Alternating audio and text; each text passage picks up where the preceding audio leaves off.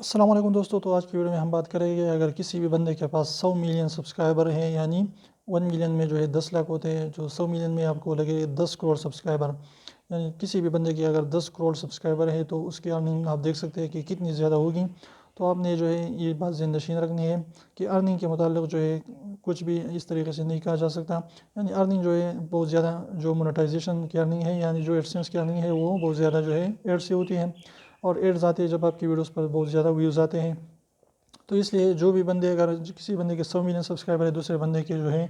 آپ کو جو ہے 25 ملین سبسکرائبر ہیں، تو دونوں کے اگر ویوز سیم آ رہے ہیں تو اس لیے اس دونوں کی ارننگ سیم ہوگی۔ لیکن سبسکرائبر جو جس کے بندے کے زیادہ ہیں اس کو یہ فائدہ ہوگا کہ اس کی جو ویڈیو ہے وہ زیادہ سبسکرائبر تک جاتی ہے، اور جو سبسکرائبر کم ہے اس کی ویڈیو کم سبسکرائبر والے کو جاتی ہیں،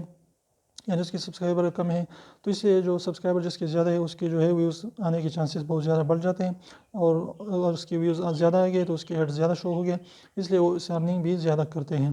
تو اس طریقے سے ڈائریکٹ جو ہے کچھ بھی اس پر نہیں پڑتا، یعنی ڈائریکٹ جس کے ویوز سیم آ رہے ہیں تو اس کی ارننگ بھی سیم ہوگی۔ تو امید کریں چھوٹی سی ویڈیو کو پسند ہے، اگر ویڈیو پسند ہے تو پلیز ویڈیو کو لائک دیں، چینل کو سبسکرائب کرنا نہ بھولیں، اور ریڈ والے سبسکرائب کو ضرور دبائیں، بالکل فری ہے، اس میں کوئی بھی آپ کے پیسے نہیں لگتے ہیں۔ تو 1 سیکنڈ نکال لیجیے، اس کو پریس کر لیجیے۔